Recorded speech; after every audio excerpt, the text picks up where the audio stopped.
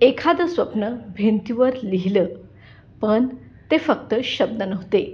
ती होती जिद्द, ती होती न थकणारी मेहनत आणि ती होती अभिमान नावाच्या मुलाची चिकाटी. कोल्हापूरचे ज्येष्ठ पत्रकार गुरुबाळ माळी यांचा सुपुत्र अभिमान माळी हा आज कोल्हापूरचा अभिमान ठरला आहे.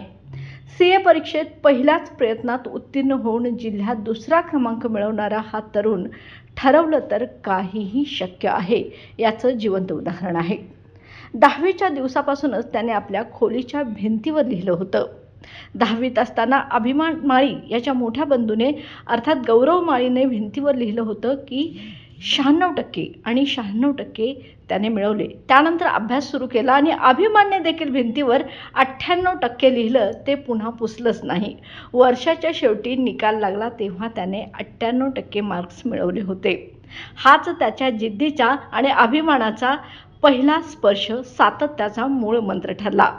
आपल्या आयुष्याचं लक्ष्य त्यानं निश्चित केलं आणि दररोजच्या अभ्यासाचा सराव, आत्मविश्वास आणि कठोर शिस्त या बळावर अभिमानाने ध्येय गाठलं.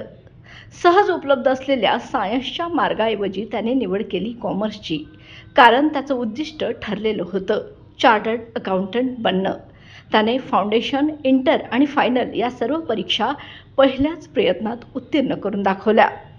त्याच्या या प्रवासात वडील गुरुबाळ माळी यांचं प्रोत्साहन, योग्य मार्गदर्शन आणि पाठबळ तर होतंच, पण याशिवाय त्याची जिद्द आणि चिकाटी त्याला त्याच्या आयुष्यासाठी मार्गदर्शक ठरली. आज त्याचं हे यश केवळ त्याचं नाही, तर संबंध कोल्हापूरसाठी प्रत्येक अभ्यासू विद्यार्थ्यासाठी प्रेरणा आहे. अभिमान माळी नाव नाही, तर मेहनत, चिकाटी आणि आत्मविश्वासाचं प्रतीक आहे. त्यानं दाखवून दिलंय की स्वप्न भिंतीवर लिहायची नसतात, ती मेहनतीनं वास्तवात कोरायची असतात. तारा न्यूजच्या वतीने अभिमान माळी आणि त्याचे वडील ज्येष्ठ पत्रकार गुरुबाळ माळी यांचं मनःपूर्वक अभिनंदन. हा प्रवास अनेक तरुणांसाठी प्रेरणादायी ठरावा हीच सदिच्छा.